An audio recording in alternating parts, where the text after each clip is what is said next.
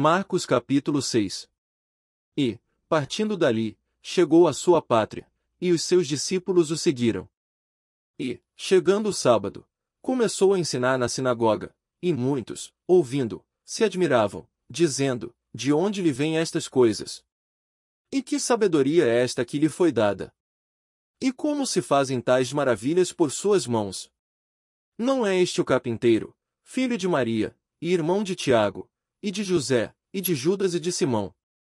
E não estão aqui conosco suas irmãs? E escandalizavam-se nele.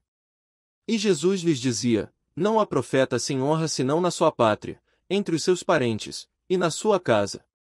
E não podia fazer ali nenhuma obra maravilhosa, somente curou alguns poucos enfermos, impondo-lhes as mãos. E estava admirado da incredulidade deles. E percorreu as aldeias vizinhas, ensinando. Chamou a si os 12, e começou a enviá-los a 2 e 2, e deu-lhes poder sobre os espíritos imundos. E ordenou-lhes que nada tomassem para o caminho, senão somente um bordão, nem alforje, nem pão, nem dinheiro no cinto. Mas que calçassem alpacas, e que não vestissem 2 túnicas. E dizia-lhes: na casa em que entrardes, ficai nela até partirdes dali. E tantos quantos vos não receberem, nem vos ouvirem, saindo dali, sacudi o pó que estiver debaixo dos vossos pés, em testemunho contra eles. Em verdade vos digo que haverá mais tolerância no dia de juízo para Sodoma e Gomorra, do que para os daquela cidade. E, saindo eles, pregavam que se arrependessem. E expulsavam muitos demônios, e ungiam muitos enfermos com óleo, e os curavam. E ouviu isto o rei Herodes, porque o nome de Jesus se tornará notório, e disse: João, o que batizava, ressuscitou dentre os mortos, e por isso estas maravilhas operam nele. Outros diziam: é Elias. E diziam outros: é um profeta, ou como um dos profetas. Herodes, porém, ouvindo isto, disse: este é João, que mandei degolar, ressuscitou dentre os mortos. Porquanto mesmo Herodes mandara prender a João, e encerrá-lo maniatado no cárcere, por causa de Herodias, mulher de Filipe, seu irmão, porquanto tinha casado com ela. Pois João dizia a Herodes: não te é lícito possuir a mulher de teu irmão. E Herodias o espiava, e queria matá-lo, mas não podia. Porque Herodes temia João, sabendo que era homem justo e santo, e guardava-o com segurança, e fazia muitas coisas, atendendo, e de boa mente ouvia. E, chegando uma ocasião favorável em que Herodes, no dia dos seus anos, dava uma ceia aos grandes, e tribunos, e príncipes da Galileia. Entrou a filha da mesma Herodias, e dançou, e agradou a Herodes e aos que estavam com ele à mesa. Disse então o rei à menina: pede-me o que quiseres, e eu to darei. E jurou-lhe, dizendo: tudo o que me pedires te darei, até metade do meu reino. E, saindo ela, perguntou à sua mãe: que pedirei? E ela disse: a cabeça de João o Batista. E, entrando logo, apressadamente, pediu ao rei, dizendo: quero que imediatamente me deis num prato a cabeça de João o Batista. E o rei entristeceu-se muito, todavia, por causa do juramento e dos que estavam com ele à mesa, não lhe a quis negar. E, enviando logo o rei o executor, mandou que lhe trouxessem ali a cabeça de João. E ele foi, e degolou-o na prisão. E trouxe a cabeça num prato, e deu-a à menina, e a menina a deu à sua mãe.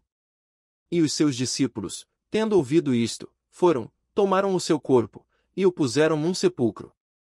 E os apóstolos ajuntaram-se a Jesus, e contaram-lhe tudo, tanto o que tinham feito como o que tinham ensinado. E ele disse-lhes: vinde vós, aqui à parte, a um lugar deserto, e repousai um pouco. Porque havia muitos que iam e vinham, e não tinham tempo para comer. E foram sós num barco para um lugar deserto. E a multidão viu-os partir, e muitos o conheceram, e correram para lá, a pé, de todas as cidades, e ali chegaram primeiro do que eles, e aproximavam-se dele. E Jesus, saindo, viu uma grande multidão, e teve compaixão deles, porque eram como ovelhas que não têm pastor, e começou a ensinar-lhes muitas coisas. E, como o dia fosse já muito adiantado, os seus discípulos se aproximaram dele, e lhe disseram: o lugar é deserto, e o dia está já muito adiantado. Despede-os, para que vão aos lugares e aldeias circunvizinhas, e comprem pão para si, porque não têm que comer. Ele, porém, respondendo, lhes disse, dai-lhes vós de comer. E eles disseram-lhe, iremos nós, e compraremos 200 dinheiros de pão para lhes darmos de comer. E ele disse-lhes, quantos pães tendes? Ide ver. E, sabendo eles, disseram, 5 pães e 2 peixes. E ordenou-lhes que fizessem assentar a todos, em ranchos, sobre a erva verde. E assentaram-se repartidos de 100 em 100, e de 50 em 50. E, tomando ele os 5 pães e os 2 peixes, levantou os olhos ao céu, abençoou e partiu os pães, e deu-os aos seus discípulos para que os pusessem diante deles. E repartiu os 2 peixes por todos. E todos comeram, e ficaram fartos. E levantaram 12 alcofas cheias de pedaços de pão e de peixe. E os que comeram os pães eram quase 5.000 homens. E logo obrigou os seus discípulos a subir para o barco, e passar adiante, para o outro lado, a Betsaida, enquanto ele despedia a multidão. E, tendo-os despedido, foi ao monte a orar. E, sobrevindo a tarde, estava o barco no meio do mar e ele, sozinho, em terra. E vendo que se fatigavam a remar, porque o vento lhes era contrário, perto da 4ª vigília da noite aproximou-se deles, andando sobre o mar, e queria passar-lhes adiante. Mas, quando eles o viram andar sobre o mar, cuidaram que era um fantasma, e deram grandes gritos. Porque todos o viam, e perturbaram-se, mas logo falou com eles, e disse-lhes, tende bom ânimo, sou eu, não temais. E subiu para o barco, para estar com eles, e o vento se aquietou, e entre si ficaram muito assombrados e maravilhados. Pois não tinham compreendido o milagre dos pães, antes o seu coração estava endurecido. E, quando já estavam no outro lado, dirigiram-se à terra de Genezaré, e ali atracaram.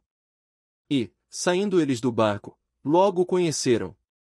E, correndo toda a terra em redor, começaram a trazer em leitos, aonde quer que sabiam que ele estava, os que se achavam enfermos. E, onde quer que entrava, ou em cidade, ou aldeias, ou no campo, apresentavam os enfermos nas praças, e rogavam-lhe que os deixasse tocar ao menos na orla da sua roupa, e todos os que lhe tocavam saravam.